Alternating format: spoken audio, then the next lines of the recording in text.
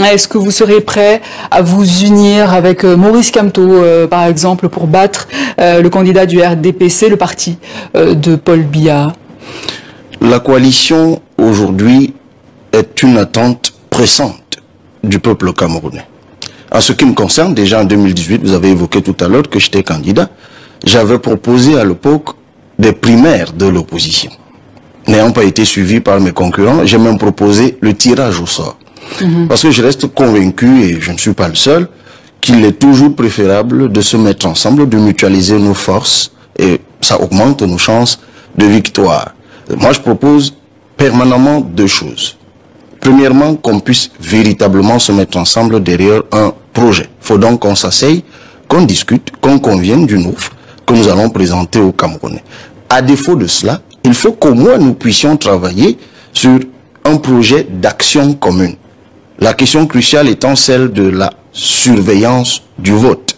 On ne va pas revenir sur la sophistication de la fraude électorale au Cameroun. Nous avons d'ailleurs à ce propos, ensemble, avec 7 partis politiques, y compris le nôtre, proposé en 2023 un code électoral alternatif, dont jusqu'ici le pouvoir n'a pas voulu.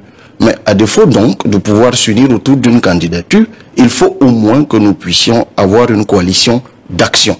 Je nourris le ferme et profond espoir que ma voix sera entendue par mes compatriotes leaders de l'opposition. Et justement, est-ce que c'est pertinent d'y aller dans ces conditions? Est-ce que ce scrutin n'est pas joué d'avance? Non, mais absolument pas. Le scrutin n'est pas joué d'avance.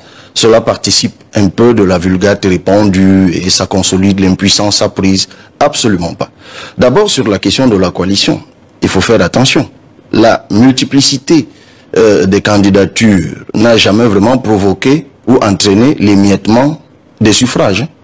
De 1992, première élection multipartiste, à 2018, élection à laquelle j'ai moi-même participé, vous l'avez relevé, on s'est toujours rendu compte que les 3 premiers, donc le gagnant, le second et le troisième, le deuxième et le troisième, remportaient à chaque fois plus de 95% des suffrages. Donc, la coalition qu'on attend en réalité concerne 2, 3, voire 4 leaders politiques. La deuxième chose, c'est que le peuple camerounais est en train de se réveiller.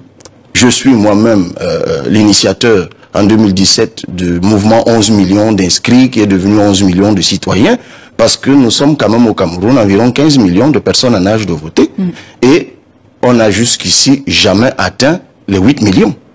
Cap qui vient donc d'être franchi en août 2024.